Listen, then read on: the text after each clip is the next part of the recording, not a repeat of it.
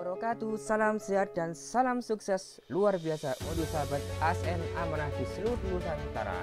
Baik, pada video kali ini teman-teman semuanya bersama Nes Agung Mulyadi akan memberikan informasi kepada kalian semuanya persiapan matang dan strategi lolos menjadi ASN tahun 2021 ini.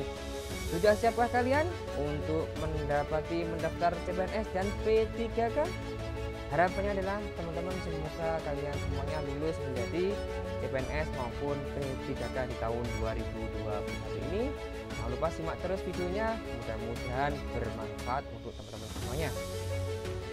Nah teman-teman, perkembangan informasi CPNS dari tahun ke tahun ya. Mengenal sistem CAT, Computer Assisted Test, adalah metode seleksi dengan alat bantu komputer untuk mendapatkan standar minimal kompetensi dasar yang digunakan dalam seleksi CPNS untuk mewujudkan profesionalisme PNS. Digunakan sejak tahun 2013 menggunakan harus login menggunakan PIN register dan PIN sesi. Memiliki prinsip cepat, akuntabel, dan transparan. Digunakan untuk tes CPNS pada seleksi kompetensi dasar dan seleksi kompetensi bidang. Hasil dapat dilihat atau real time. Nah teman-teman, jadi CAT ini adalah digunakan sejak tahun 2013 teman-teman ya. Jadi saya mengikuti sekali untuk perkembangan informasi perekrutan CPNS dari tahun 2013 sampai tahun 2021 ini. Nah, dulu seleksi CPNS identik dengan kong kali kong dan kecurangan. Namun sekarang sudah tidak ada lagi. Pemerintah menjamin seleksi CPNS lebih kompetitif, adil, objektif, transparan, dan bebas dari KKN. Berkat tes dengan sistem CAT ini, kepercayaan masyarakat kepada pemerintah dalam perekrutan CPNS meningkat, sebab tidak ada lagi celah untuk titip-menitip. CAT merupakan tes dalam seleksi CPNS berbasis komputer, di mana nilai dapat dimonitor langsung oleh masyarakat umum saat serta mengerjakan soal atau usai tes. Dengan hadirnya CAT sejak tahun 2013, diharapkan negara mendapatkan sumber daya manusia yang profesional. CAT adalah suatu metode seleksi dengan alat bantu komputer yang digunakan untuk mendapatkan standar minimal kompetensi dasar yang digunakan dalam seleksi CPNS.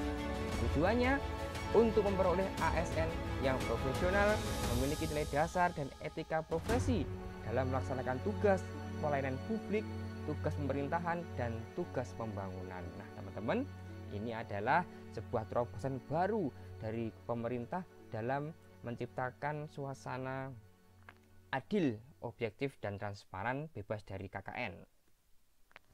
Nah teman-teman, ini adalah pengalaman pribadi dari admin. Jangan ragu dan pesimis untuk mendaftar CPNS maupun P3K. Oke teman-teman, dari SKD, jadi saya pada waktu itu adalah ranking 6 ya teman-teman. Di sini bisa teman-teman lihat UTWK 95, TIU 140, dan TKP 133. Total SKD saya adalah 368 pada peringkat ke-6. Baik teman-teman, kemudian saya mengikuti tes untuk SKB ya dengan nilai 345 teman-teman ya. Kemudian setelah diintegrasi ke dalam rumus menjadi SKD dan SKB sehingga didapatkan nilai sebesar 70,840 teman-teman ya. Ini semua peringkat ke-1 pada tes CPNS ini. Nah, bisa lihat di sini ya, totalnya dari TWK 95, TIU 140, TKP 133, total 368. Untuk SKD 40%, dan nilai SKB adalah 60%, nilainya 69, kemudian 60%-nya adalah 41, sehingga nilai akhir didapatkan 70,840. Oke teman-teman, dan keterangannya adalah P lulus ya, lulus. Baik teman-teman, 100% masuk ASN murni tanpa bayar dan calo. Stop calo, stop suap, dan stop pungli teman-teman. Ini adalah fakta teman-teman. Admin lulus menjadi CPNS itu murni, tidak ada calo, tidak ada suap maupun tidak ada pungli dari pihak-pihak pun. Baik teman-teman semuanya, berikut saya akan memberikan tips strategi kepada teman-teman semuanya yang mendaftar menjadi calon saudara. Mudah-mudahan teman-teman bisa bisa mendapatkan gambaran dari informasi yang saya informasikan. Nah, teman-teman, saya akan bagi dua, yaitu strategi umum teman-teman semuanya ya. Jadi teman-teman menyiapkan siap mental teman-teman ya untuk menghadapi tes CPNS di tahun 2012 ini. Kemudian siapkan berkas ya, siap berkas mulai dari ijazah, transkrip nilai, KTP, KK, kemudian dan lain sebagainya, sehingga teman-teman nanti ketika mendaftar sudah siap untuk mendaftar.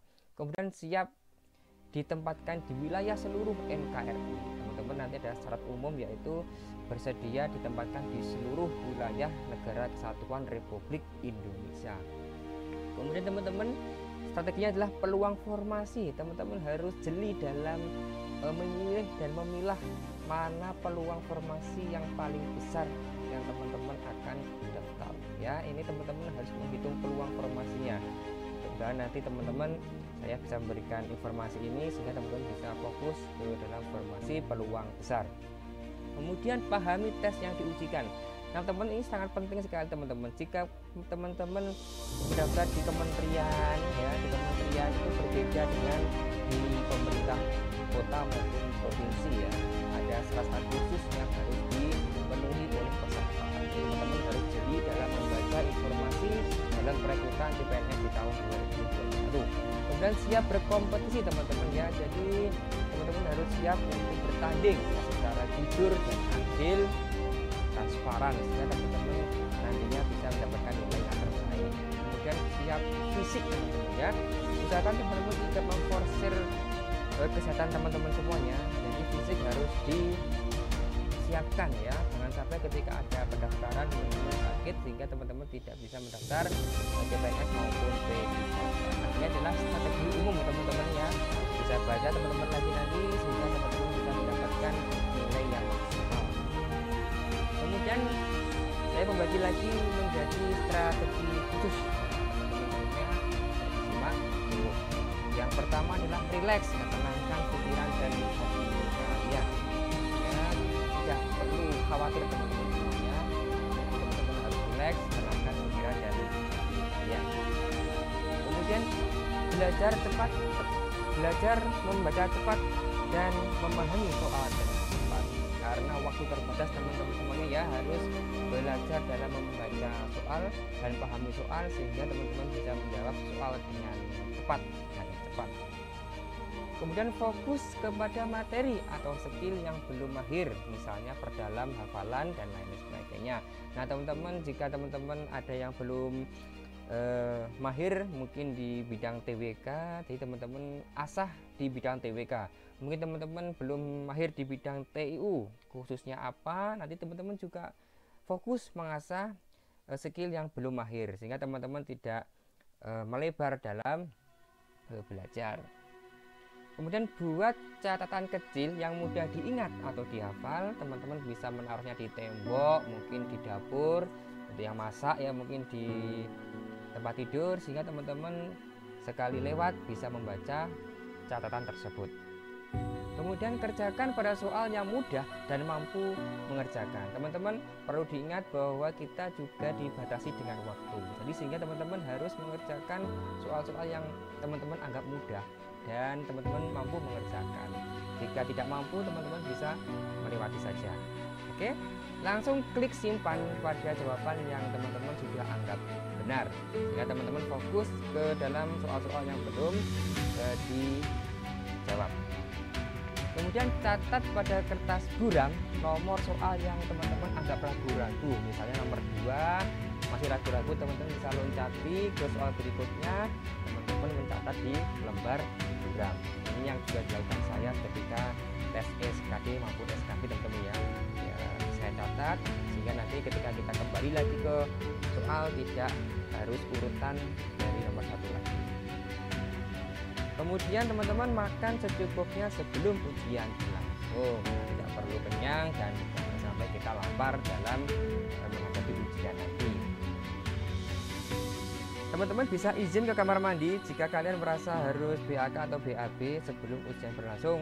agar tidak mengganggu konsentrasi. Nah teman-teman, ini juga penting dan perlu sekali, sehingga teman-teman nanti ketika sudah masuk dalam ruang ujian itu tidak diperkenankan untuk izin ke kamar mandi. Jadi nanti ada stase-stase yang harus teman-teman lalui. Nah itu nanti ada yang kalau sudah di dalam area ujian CAT itu tidak boleh keluar ke kamar mandi ya. Tidak perlu panik ketika peserta yang lain selesai ujian, karena setiap komputer sudah disetting waktunya. Teman-teman perlu diperhatikan, tidak perlu panik ya teman-teman ya. Di komputer kalian semua nanti akan terpantau atau termonitor, ada jamnya, ada waktunya, sehingga teman-teman bisa memonitor kapan harus selesai. Jadi teman-teman tidak perlu panik ketika peserta lain itu selesai. Kemudian teman-teman meminta maaf kepada orang terdekat kalian, orang tua, suami atau istri, saudara, dan mohon didoakan kelancaran ujian ini. Semuanya perhatikan untuk strategi khusus di dalam persiapkan CPNS tahun 2021. Nah teman-teman semuanya, untuk yang berikutnya adalah spiritual teman-teman ya. Ini untuk Muslim, dan teman-teman bisa melaksanakan ya sebelumnya ujian, jadi taubat lebih dahulu, sehingga teman-teman nanti bisa mendapatkan nilai yang terbaik. Kemudian teman-teman bisa melaksanakan untuk puasa bagi yang beragama Muslim, bisa puasa Senin Kamis dan sebagainya. Kemudian teman-teman bisa bersedekah apa yang dipunyai, sedekah dengan harta, sedekah dengan fisik dan kemampuan kalian, sehingga teman-teman nanti juga dapat mendapatkan feedback dari sedekah nanti teman-teman semuanya ya. Kemudian jangan lupa untuk selalu berbuat baik pada siapapun, karena ketika kita mampu memberikan terbaik bagi siapapun, nanti juga akan kembali kepada kita sendiri. Dan teman-teman semuanya mudah-mudahan bisa menjadi CPNS maupun P3K di tahun 2021. Jangan jadikan Allah sebagai cadangan. Jangan menyerah saat doa-doamu belum terjawab. Jika kalian bersabar, Allah mampu memberikan lebih dari yang kalian minta. Kunci hidup adalah jalani, nikmati dan syukuri. Kekayaan bukanlah dengan banyaknya harta, namun kekayaan adalah hati yang mampu bersyukur. Mudah-mudahan bermanfaat teman-teman semuanya, dan saya doakan mudah-mudahan kalian semuanya menjadi calon aparatur sipil negara di tahun 2021 ini. Dan jangan lupa tunggu video selanjutnya, dan semoga bermanfaat. Saya akhiri. Assalamualaikum warahmatullahi wabarakatuh. Salam sehat dan salam sukses luar biasa.